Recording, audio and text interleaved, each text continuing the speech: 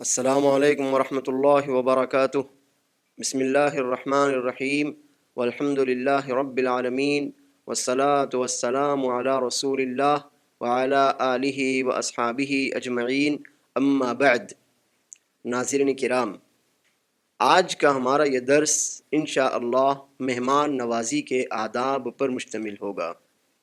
اس کے پہلے کے دو سلسلوں میں ہم نے یہ جانا کہ کھانے کے کیا آداب ہیں۔ اب انشاءاللہ اس درس میں ہم یہ جاننے کی کوشش کریں گے کہ مہمان نوازی کے ہماری شریعت نے ہمیں کیا آداب بتائے ہیں۔ محترم ناظرین، ہمارا دین ایک دوسرے کی عزت کرنا سکھاتا ہے، توقیر، ادب اور احترام سکھاتا ہے۔ ہمارا اپنے بھائیوں سے، اپنے رشتہ داروں سے، اپنے دوستوں سے، عام مسلمانوں سے تعلق عزت، ادب اور ان کے احترام پر مشتمل ہو۔ زیارت ہو، ملاقات ہو، ایک دوسرے سے لین دین ہو، ایک دوسرے کے یہاں آنا جانا ہو، ایک دوسرے کے یہاں کھانا پینا ہو۔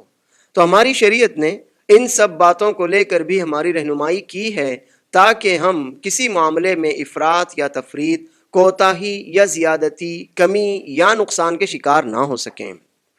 انشاءاللہ اس درس میں ہم ان میں سے کچھ آداب کو جاننے کی کوشش کرتے ہیں۔ سب سے پہلے یہ جان لیجئے کہ مہمان یہ ہمارے اوپر بوجھ نہیں ہوتا۔ مہمان بوجھ نہیں ہے، بلکہ یہ تو اللہ تعالیٰ کی رحمت ہے۔ اور مہمان کی عزت کرنا، مہمان کی خاطر مدارات کرنا، خاطر تواضع کرنا، اس کا خیال رکھنا، اس کی ضیافت کے لیے کوشش کرنا، یہ ایمان کی نشانی ہے۔ رسول اللہ صلی اللہ علیہ وسلم کا فرمان مبارک ملاحظہ ہو، آپ فرماتے ہیں: من کان یؤمن باللہ والیوم الآخر فلیکرم ضیفہ۔ جو اللہ اور قیامت کے دن پر ایمان رکھتا ہو، یوم آخر قیامت، کیونکہ وہ دنیا کا یوم آخر ہے۔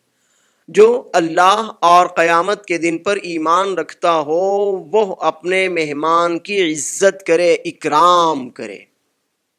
اب یہاں پر آپ تھوڑا سا غور کیجئے کہ اللہ کے رسول صلی اللہ علیہ وسلم نے مہمان کی عزت کو، تکریم کو، مہمان کی خاطر تواضع کو اللہ اور یوم آخر پر ایمان سے جوڑ دیا ہے۔ اس کا سیدھا سیدھا مفہوم مخالف یہ ہوا کہ اگر کوئی مہمان کی عزت نہ کرے تو گویا وہ اللہ اور یوم آخر پر ایمان نہیں رکھتا، اس کا ایمان مکمل نہیں ہے، وہ اپنے ایمان کے دعوے میں کھرا نہیں ہے۔ تو اگر ہم یہ چاہتے ہیں کہ ہمارا ایمان مکمل ہو تو ایمان مکمل کرنے کے لیے مہمان کی مہمان نوازی ہمیں کرنی ہوگی، اس کی عزت ہمیں کرنی ہوگی۔ مہمان کو ذلیل کرنا، حقیر سمجھنا، کمتر سمجھنا، اس کو جانے کے لیے بولنا، یہ ساری باتیں ایمان کے منافی ہیں، ایک ایمان والے کو زیب نہیں دیتی۔ دوسری حدیث ملاحظہ ہو، رسول اللہ صلی اللہ علیہ وسلم فرماتے ہیں: من کان یؤمن باللہ والیوم الآخر فلیکرم ضیفہ جائزتہ۔ قالوا وما جائزته؟ قال یومہ ولیلتہ والضیافۃ ثلاثۃ ایام فما کان وراء ذلك فهو صدقہ۔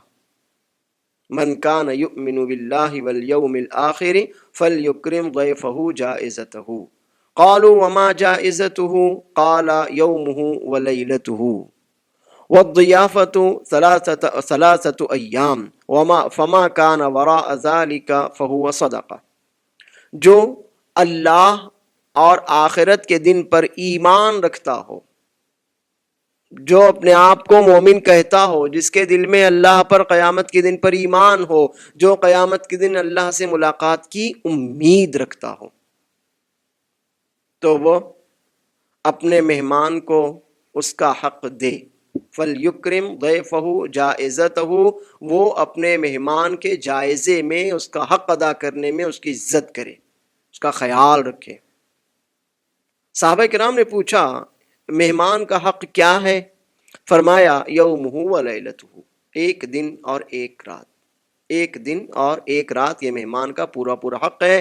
اسی لیے اسلاف کرام رحمہم اللہ مہمان کے لیے تکلف کرنے میں، حتیٰ کہ ضرورت پڑے تو قرض لے کر اس کی ضیافت کرنے میں بھی حرج نہیں محسوس کرتے تھے، کیونکہ یہ ہمارے ایمان سے جڑی ہوئی بات ہے، یہ مہمان کے حق سے جڑی ہوئی بات ہے۔ مہمان آئے کھل جائیں، مہمان آئے اللہ کا شکر ادا کریں، مہمان آئے اس مہمان کا بھی شکر ادا کریں کہ تم نے ہمیں، ہمارے گھر کو رونق بخشی، تم نے ہمیں عزت دی۔ ابراہیم علیہ السلام کو دیکھیے، اللہ رب العالمین نے 14ویں پارے اور پھر 26ویں پارے میں ابراہیم علیہ السلام کے مہمانوں کا ذکر کیا ہے۔ 26ویں پارے سورہ ذاریات کی آیات ملاحظہ ہو، هل اتاک حدیث ضیف ابراہیم المکرمین اذ دخلوا علیہ فقالوا سلاما قال سلام قوم منکرون فراغ الى اہلہ فجاء بعجل سمین فقربہ الیہم قال الا تأکلون فاوجس منہم خیفہ قالوا لا تخف وبشروہ بغلام علیم۔ کیا آپ کو ابراہیم کے معزز مہمانوں کی خبر معلوم ہوئی؟ جب وہ ابراہیم علیہ السلام کے پاس آئے اور انہیں سلام کیا، ابراہیم علیہ السلام نے سلام کا جواب دیا اور فرمایا آپ اجنبی لوگ ہیں، یعنی آپ کو میں نہیں جانتا، اس لیے کہ وہ تھے فرشتے لیکن آئے تھے نوجوانوں کی شکل میں۔ ابراہیم علیہ السلام نے کہا، سلام کا جواب دیا، اور 12ویں پارے میں ذکر ہے قال سلام فما لبث ان جاء بعجل حنیذ۔ ابراہیم علیہ السلام نے ان کے سلام کا جواب دیا اور پھر یہ کہا کہ میں آپ کو نہیں جانتا، لیکن میں آپ کو نہیں جانتا کی وجہ سے انہوں نے یہ نہیں کہا پہلے اپنا تعارف کراؤ، گھر کے باہر ٹھہرو، نہیں، یا اجنبی ہو، میں اجنبیوں کو مہمان نہیں بناتا، یا اپنا قبیلہ بتاؤ، اپنی قوم بتاؤ، اس کے بعد ہم آگے آپ کو گھر میں لے جائیں گے یا نہیں لے جائیں گے، سوچیں گے، نہیں۔ اللہ رب العالمین نے کہا، ابراہیم علیہ السلام نے سلام کا جواب دیا اور کہا کہ ہم آپ کو نہیں جانتے، آپ اجنبی لوگ ہیں۔ لیکن اس اجنبیت نے، ابراہیم علیہ السلام کے ان کو نہ جاننے نے، ابراہیم علیہ السلام کو ان کی ضیافت سے نہیں روکا۔ فما لبث ان جاء بعجل حنیذ، فوراً ہی گئے اور بھنا ہوا بچڑا لے آئے۔ اور یہاں 26ویں پارے سورہ ذاریات میں اللہ فرماتا فراغ الی اہلہ فجاء بعجل سمین، فوراً ہی اپنے گھر میں چلے گئے مہمانوں کی خاطر مدارات کے لیے، اور ایک موٹا تازہ بچڑا دیکھا، اسے ذبح کیا، اسے بھونا۔ سوچیے آپ کتنی جلدی انہوں نے یہ کام کیا ہوگا کہ اللہ رب العالمین نے خود فرمایا فما لبث ان جاء بعجل حنیذ، نہیں ٹھہرے کہ لے آئے، مطلب فوراً ہی لے آئے، ذرا بھی تاخیر نہیں کی مہمانوں کی خاطر مدارات میں۔ اور آج اللہ نے ہمیں کیسی کیسی نعمتوں سے نوازا ہے، ہمارے گھروں میں کئی طرح کے کھانے پینے کی چیزیں، شربت، مشروبات، معقولات، مطعومات سب بھری ہوتی ہیں، لیکن ایک مہمان آتا ہے، کافی دیر بیٹھتا ہے، اور جب جانے لگتا ہے تو ہم اس کو چائے پلا دیتے ہیں، بسکٹ سامنے رکھ دیتے ہیں۔ نہیں، یہ مہمان کی تکریم نہیں ہے۔ مہمان کی تکریم تو یہ ہے کہ تم کون ہو، ہم تمہیں نہیں جانتے، لیکن چونکہ ہمارے گھر آئے ہو، ہمارے مہمان ہو، لہٰذا تمہاری عزت، تمہاری تکریم، تمہاری کرامت ہمارا حق ہے۔ اور حق فما لبث ان جاء بعجل حنیذ فراغ الى اہلہ فجاء بعجل سمین، موٹا تازہ بچڑا گئے ذبح کیا، فوراً ہی اس کو صاف کر کے بھونا اور وہ لا کر فرشتوں کی خدمت میں پیش کر دیا۔ فقربہ الیہم، ان کے سامنے وہ بھنا ہوا بچڑا رکھ دیا۔ فقال الا تأکلون، جب دیکھا کہ وہ نہیں کھا رہے ہیں تو پوچھا کھاتے کیوں نہیں؟ فأوجس منہم خیفہ، جب دیکھا کہ نہیں کھا رہے ہیں تو ڈر محسوس ہوا، کیونکہ آدمی اگر بری نیت سے جائے گا تبھی تو گھر والوں کی خاطر مدارات اور ضیافت قبول نہیں کرے گا، کیونکہ دل میں کھوٹ ہے۔ ابراہیم علیہ السلام ڈرے کہ کہیں یہ میرے دشمن نہ ہو، مجھے کسی نقصان پہنچانے کی نیت سے یہاں نہ آئے ہوں۔ تو فرشتوں نے تسلی دی، کہا ڈرو مت۔ ابراہیم علیہ السلام نے جب فأوجس منہم خیفہ، ڈر محسوس کیا، قالوا لا تخف، کہا ڈرو مت، بلکہ ہم تو اللہ کی جانب سے بھیجے گئے فرشتے ہیں، اور انہوں نے ابراہیم علیہ السلام کو ایک علی عالم اسحاق علیہ السلام کی خوشخبری دی کہ جو بیٹے کی شکل میں ان کی یہاں پیدا ہونے والے ہیں. آپ نے دیکھا ابراہیم علیہ السلام ان سے کہتے ہیں کہ ہم آپ کو نہیں جانتے، لیکن ہماری طرح نہیں کہ معلوم نہیں آپ کون ہیں، کہاں سے آئے ہیں، ہمارا تعارف نہیں، ہم آپ کو مہمان نہیں بنا سکتے. ایسا نہیں کیا. ایمان کی نشانی یہی ہوتی ہے کہ ہم آپ کو جانتے ہیں یا نہیں جانتے، آپ ہمارے یہاں آئے ہیں، آپ ہم سے سلام کرتے ہیں، ہم آپ کے سلام کا جواب دیں گے. آپ ہمارے یہاں آتے ہیں، ہم آپ کے ٹھہرنے کا بیٹھنے کا انتظام کریں گے. آپ ہمارے یہاں بیٹھے ہیں، ہم آپ کے کھانے اور پینے کا انتظام کریں گے. یہ آپ کا ہمارے اوپر حق ہے. اللہ کے رسول صلی اللہ علیہ وسلم کی جو حدیث مبارک آپ نے سنی ہے، اس میں رسول اللہ صلی اللہ علیہ وسلم فرماتے ہیں کہ جو اللہ اور یوم آخر پر ایمان رکھتا ہو وہ اپنے مہمان کی عزت کرے اور اس کا حق پوری عزت کے ساتھ اسے دے. صحابہ کرام نے پوچھا اس کا حق کیا ہے کہ جس میں اس کی بہت زیادہ عزت کی جائے، اس کا زیادہ خیال رکھا جائے. فرمایا 1 دن اور 1 رات. اور پھر فرمایا کہ وَالضِّيَافَةُ 3 ایام، ضیافت مہمان نوازی 3 دن کی ہوتی ہے. اب یہ دیکھیے کسی نہ کسی کہیں پر بھی کسی چیز کی حد ضرور ہونا چاہیے. یہ نہیں ہے کہ آپ مہمان ہیں، ہمارے گھر میں آئے اور اب رہ رہے ہیں، اپنا گھر سمجھ لیا ہے اس کو کہ ہم پریشان ہو جائیں، آپ کی وجہ سے بوجھل ہو جائیں، ہمارے معاملات خراب ہو جائیں. ایسا نہیں ہونا چاہیے، بلکہ آپ آئے ہیں تو آپ کے رہنے کی بھی ایک حد ہونا چاہیے، ہماری عزت اور ضیافت کی بھی ایک حد ہونا چاہیے. کیونکہ جو معاملات حد سے باہر نکل جاتے ہیں، افراط اور تفریط کے ساتھ بے اعتدالی کا شکار ہو جاتے ہیں، ان میں کبھی خیر نہیں ہوتا. وہ دلوں میں نفرت ڈال دیتے ہیں، بغض ڈال دیتے ہیں، ایک دوسرے سے دلوں کو دور کر دیتے ہیں. اور یہاں پر ضیافت تو دلوں کو قریب کرنے کا ذریعہ بتایا گیا ہے. تو مہمان کو بھی نصیحت کی گئی وَالضِّيَافَةُ 3 ایام، کہ آپ مہمان کی حق کی حیثیت سے ہیں. 1 دن اور 1 رات آپ کا پورا پورا حق ہے، اور اگر مزید تو 3 دنوں تک ضیافت کا حق ہے.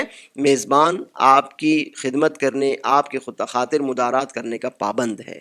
لیکن اگر اس سے زیادہ ہو جاتا ہے فَهُوَ صَدَقَةٌ، تو اب وہ آپ کا حق نہیں ہے، وہ صدقہ ہے. یعنی مہمان کو بھی تھوڑی سی تنبیہ کی گئی ہے کہ 3 دنوں سے زیادہ آپ نہ ٹھہریں، سوائے یہ کہ میزبان آپ کو خود روک لے یا کوئی عذر پیش آ جائے اور آپ کو ٹھہرنے کی ضرورت پڑ جائے. تو اگر میزبان آپ کو خود روک لیتا ہے تو کوئی بات نہیں، اس نے خود آپ کو روکا.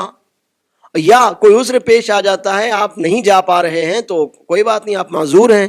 میزبان بھی اس چیز کو سمجھے گا، آپ بھی اس چیز کو سمجھیں. لیکن اگر ایسی بات نہیں ہوتی، نہ آپ کے پاس ٹھہرنے کا کوئی عذر ہے اور نہ میزبان آپ کو زبردستی روک رہا ہے، تو پھر آپ 1 دن اور 1 رات ٹھہریے.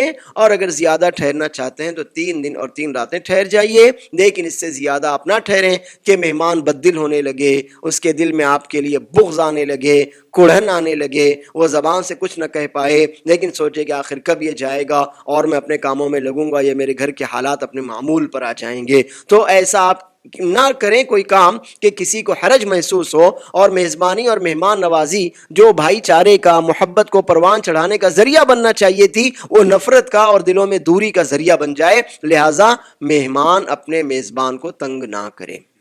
اسی طرح جب مہمان کسی کے یہاں ٹھہرے تو اس کے اوپر اپنی ضروریات کا بوجھ نہ لا دے کہ مجھے یہ ضرورت ہے فراہم کر دو، مجھے یہ چاہیے ذرا لا کر دے دو. نہیں، ان کاموں کا، ان باتوں کے آپ خود ذمہ دار ہیں.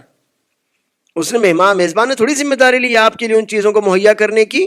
آپ کی ضروریات ہیں، آپ ان کے ذمہ دار ہیں. ٹھیک ہے، جو گھریلو ضروریات ہیں جو گھر میں ہوتی ہیں، مثلا نہانے کے لیے صابن چاہیے، تو یہ میزبان فراہم کرے گا.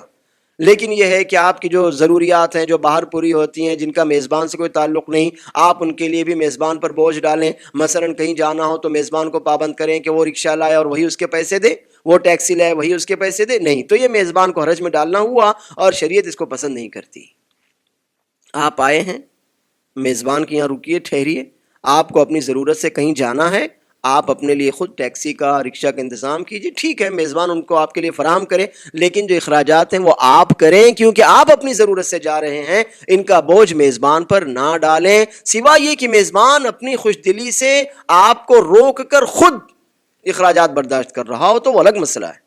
لیکن ایسا نہیں ہے تو پھر آپ کا حق بنتا ہے کہ آپ مہمان ضرور ہیں لیکن مہمان گھر کی حد تک ہیں، باہر کے اخراجات میں وہ آپ کا میزبان نہیں، آپ اس کے مہمان نہیں، آپ اپنے اخراجات کے متحمل خود ہیں، ان کا بوجھ میزبان پر نہ ڈالیے۔ دوسرا ادب ہے کہ ہم اسی شخص کو اپنا مہمان بنانے کی کوشش کریں جو متقی ہو، نیک ہو، پارسا ہو، متواضع ہو، معزز ہو، مکرم ہو، اچھا بندہ ہو، شریف ہو، اخلاق والا ہو۔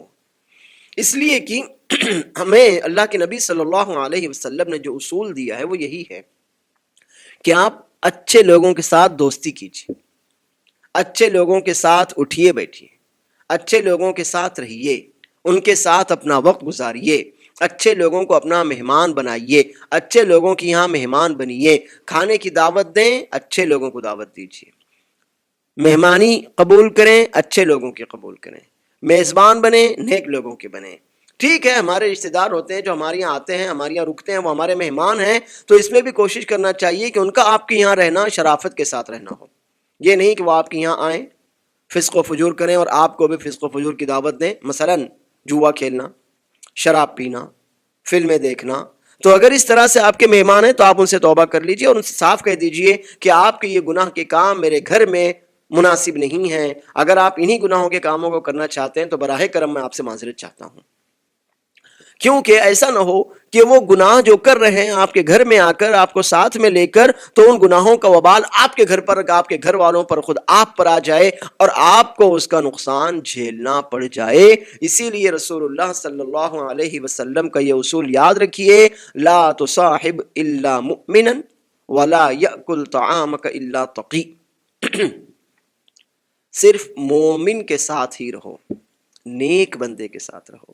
اللہ کے رسول صلی اللہ علیہ وسلم کی حدیث تو آپ کو معلوم ہی ہوگی کہ اچھے ساتھی کی مثال عطر والے کی طرح ہے، مشک والے کی طرح ہے، کہ آپ اس سے دوستی کریں، اس کے پاس بیٹھیں تو آپ خریدیں گے یا وہ ہدیے میں دے گا، یا کم از کم آپ کو اس کی خوشبو آئے گی، اس سے آپ کو سکون ملے گا، فرحت کا احساس ہوگا۔ اور برے ساتھی کی مثال بھٹی دھونکنے والے کی طرح ہے، جو لوہار بھٹی دھونکتا ہے، بھٹی جلاتا ہے، اگر آپ اس کے پاس بیٹھیں گے تو تکلیف ہوگی، یا تو آپ کے اوپر چنگاری آئے گی، کپڑے جل جائیں گے، یا کچھ نہیں تو کم از کم اس کے دھوئیں اور بدبو سے، آگ کی تپش سے آپ کو تکلیف ہوگی، آپ کا جسم، آپ کے کپڑے خراب ہو جائیں گے، گھٹن آپ کو محسوس ہوگی۔ تو کچھ نہ کچھ اچھے ساتھی کا اثر بھی انسان پر پڑتا ہے اور برے ساتھی کا اثر بھی انسان پر ضرور پڑتا ہے۔ اس لیے آپ شریعت کے اس اصول کو یاد رکھیے، لا تصاحب الا مؤمنا ولا یأکل طعامک الا تقی، صرف مومن لوگوں کے ساتھ رہو، اچھے لوگوں سے دوستی کرو، اچھے لوگوں کے ساتھ اٹھو بیٹھو، اچھے لوگوں کی مجلسوں اور محفلوں میں شریک ہو، اور اپنا کھانا بھی متقی آدمی کو ہی کھلاؤ۔ ہم اپنا پیسہ جو محنت سے کماتے ہیں، ہماری حلال کی کمائی ہے، اور اگر ہم گناہگار فاسقوں پر خرچ کریں گے تو ہمیں اس کا دنیا یا آخرت میں کیا فائدہ ہوگا؟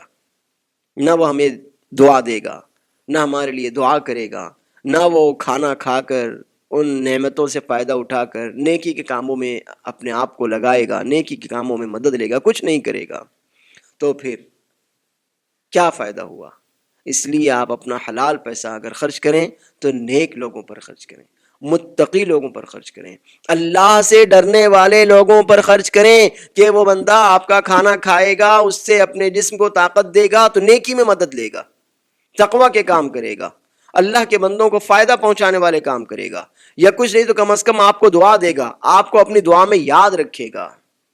اس لیے دوستی کیجئے، اچھے آدمی سے کیجئے، کسی کو دعوت دیجئے، مہمان بنائیے تو اچھے متقی شریف آدمی کو مہمان بنائیے، اور اگر کوئی آپ کا رشتہ دار آپ کے یہاں مہمان ہو جاتا ہے جو متقی نہیں تو آپ اس کو دعوت دیجئے، اس کو بتائیے کہ دیکھیے آپ ہمارے یہاں مہمان ہیں، آپ کی عزت کرنا ہمارا حق ہے، آپ کا حق ہے کہ ہم آپ کی عزت کریں، اکرام کریں، لیکن شریعت کے دائرے میں رہتے ہوئے آپ ہمارے یہاں رہتے ہوئے فسق و فجور والے کام نہ کریں، مثلا فلمیں دیکھنا، جوا کھیلنا، شراب پینا، سگریٹ پینا، اس طرح کے کام براہ کرم آپ ہمارے یہاں نہ کریں، بے شک شریعت کے دائرے میں ہم آپ کی عزت کرنے کے پابند ہیں۔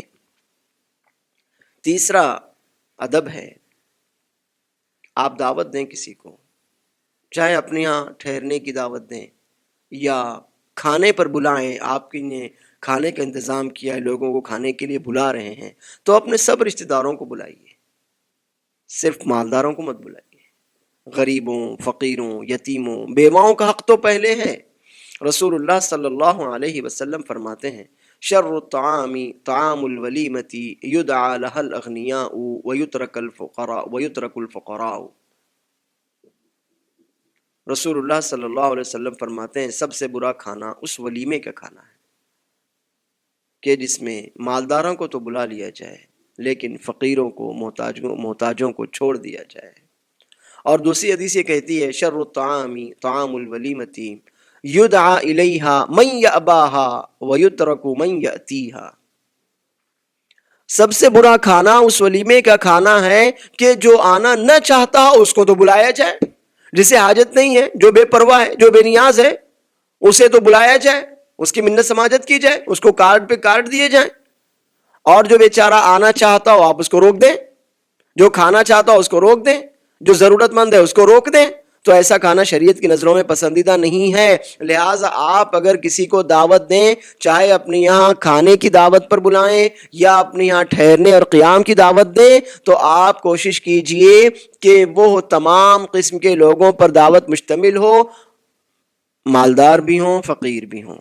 یہ نہیں کہ اپنی شان بتانے کے لیے، لوگوں میں اپنے آپ کو اونچا بتانے کے لیے مالداروں کو، معززین شہر کو دعوت دی جائے اور جو فقیر، محتاج، مسکین، بیوہ رشتہ دار ہمارے ہیں انہیں چھوڑ دیا جائے۔ ایسا ہرگز مت کیجئے۔ اللہ کے رسول صلی اللہ علیہ وسلم نے اس طرح کے کھانے کو سب سے برا کھانا بتایا ہے۔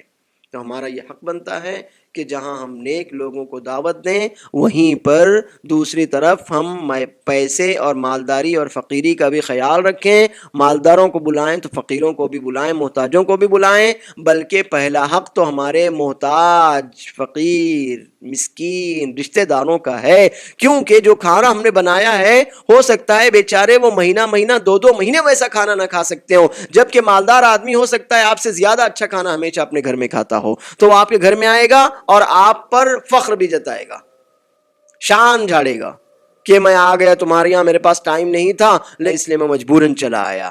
تو ایک طرف آئے گا اور دوسرا احسان بھی جتائے گا، جبکہ فقیر اور مسکین آئے گا تو آپ کو دعا دے گا، آپ کی عزت کرے گا، اس کے دل میں آپ کا وقار، آپ کا مرتبہ اور بڑھ جائے گا۔ تو یہ فرق ہوتا ہے مالداروں اور فقیروں کے درمیان کہ مالدار آئے گا، آپ کا کھانا کھائے گا، فائدہ اٹھائے گا اور کہے گا کہ میں نہیں آنا چاہتا تھا، میرے پاس ٹائم نہیں تھا، مگر سوچا چلو تم نے دعوت دی ہے تو آ گیا۔ احسان بھی جتائے گا، فخر جتائے گا، بڑائی جتائے گا کہ میرے پاس ٹائم نہیں تھا لیکن نکال لیا ٹائم۔ اور محتاج مسکین آئے گا، آپ کی عزت کرے گا، آپ کو دعا دے گا، اس کے دل میں آپ کا مرتبہ اور بڑھ جائے گا کہ اس نے دوسروں کو بلایا تو اس کو بھی بلایا ہے۔ یہ دونوں کا فرق ہوتا ہے۔ اس لیے آپ جب بھی دعوت دیں تو یوں سمجھ لیں کہ ان میں آپ کی دعوت میں، آپ کے کھانے میں پہلا حق آپ کے محتاج اور مسکین رشتہ داروں یا دوستوں کا ہے۔ مالدار تو ہمیشہ اپنے گھر میں ہو سکتا ہے اس سے اچھا کھاتے ہوں، یا نہیں بھی تو آپ کے یہاں آئیں گے تو کم از کم فخر کریں گے اور آپ کے اوپر احسان جتائیں گے۔ اس لیے آپ مسکینوں کو ضرور بلائیے، ان کے آنے سے اللہ کی نظروں میں آپ کی عزت بڑھ جائے گی۔ اور لوگ کہاں کسی کو عزت دیتے ہیں، ہر آدمی خود اپنی عزت کا محتاج اور اپنی عزت کا بھوکا ہوتا ہے۔ تو لوگوں کی عزت کرنے اور نہ کرنے پر نہ جائیے، بلکہ محتاجوں کو، مسکینوں کو ضرور بلائیے تاکہ اللہ کے یہاں آپ کا مرتبہ بڑھے اور ان لوگوں کی نظروں میں، ان کے دلوں میں آپ کا وقار، آپ کا احترام اور آپ کی عزت کا جذبہ پروان چڑھ جائے۔ چوتھا حق یا ادب یوں ہے کہ جسے دعوت دی جائے وہ دعوت قبول کرے۔ رسول اللہ صلی اللہ علیہ وسلم فرماتے ہیں حق المسلم علی المسلم ست، اذا لقیتہ فسلم علیہ، واذا دعاک فاجبہ، واذا استنصحک فانصحہ، واذا عطس فحمد اللہ فشمتہ، واذا مرض فعدہ، وَإِذَا مَاتَ فَاتَّبِعْهُ۔ مسلمان کے مسلمان پر 6 حقوق ہیں۔ ایک مسلمان کے دوسرے مسلمان پر 6 حقوق ہیں، یعنی یہ کام ہے جو ہمیں اپنے ایک مسلمان بھائی کا حق سمجھتے ہوئے کرنا چاہیے۔ پہلا حق، جب آپ اس سے ملیں تو اسے سلام کریں، جب آمنا سامنا ہو سلام کریں، آمنے سامنے سے ہمارا گزر ہو سلام کریں، فون ریسیو کریں اپنے مسلمان بھائی کا تو سلام کریں، یہ اس کا ہمارے اوپر حق ہے۔ سلام مسلمانوں کا دینی مذہبی شعار ہے، آپ اسے کم نہ سمجھیے، یہ جنت میں لے جانے والا عمل بھی ہے۔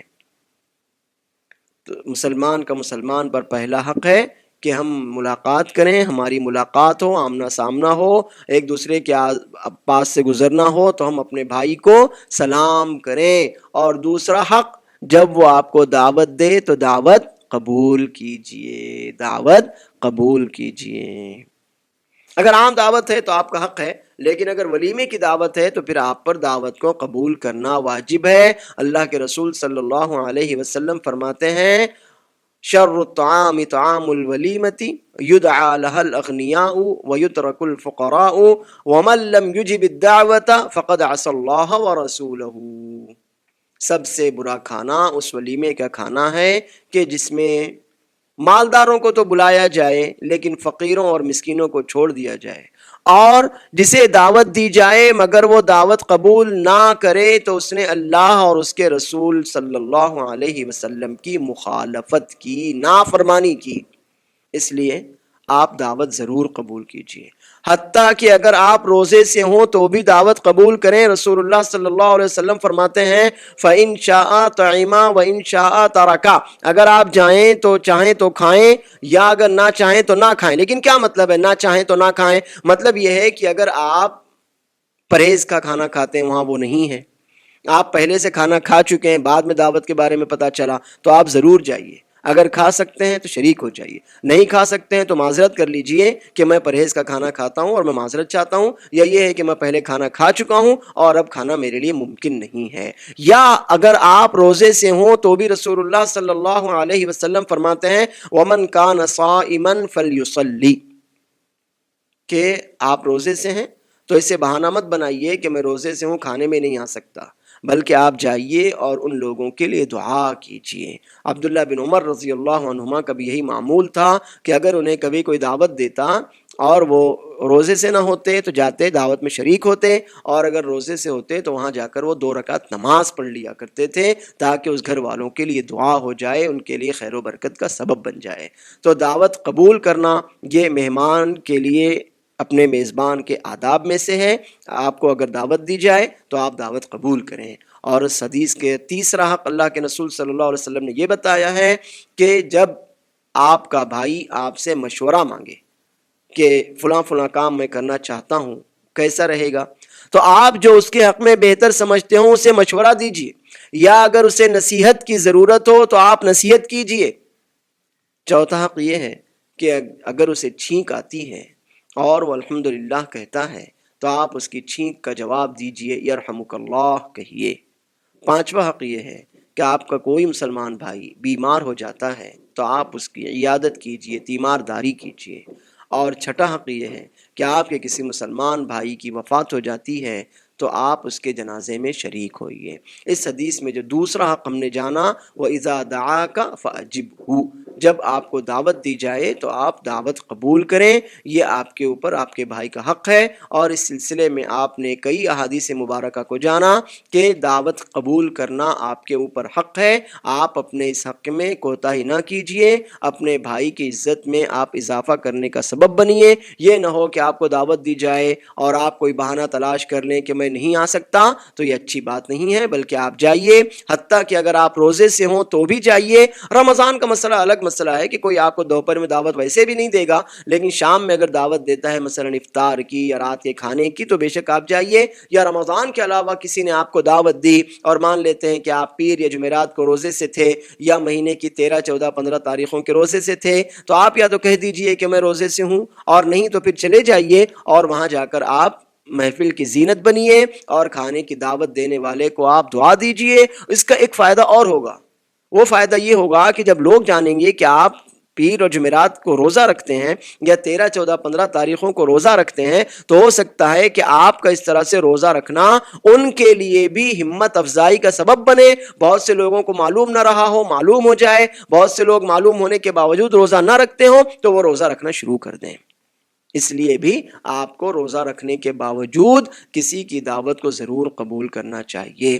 اور دعوت قبول کرنے میں بھی امیر اور غریب کا فرق نہیں کرنا چاہیے. جیسے آپ نے یہ جانا کہ دعوت دینے میں ہمیں امیر اور غریب ہر طرح کے رشتہ داروں کو دعوت دینی چاہیے، صرف مالداروں کو بلا کر غریبوں کو نہیں چھوڑنا چاہیے. اسی طرح سے دعوت دی جائے تو آپ یہ نہ دیکھیں کہ مالدار ہے چلو ضرور جائیں گے، کچھ بھی کر کے جائیں گے، ٹائم نکال کر جائیں گے، اور اگر کوئی غریب دعوت دے تو آپ نہیں جائیں گے، ایسا نہ کیجیے.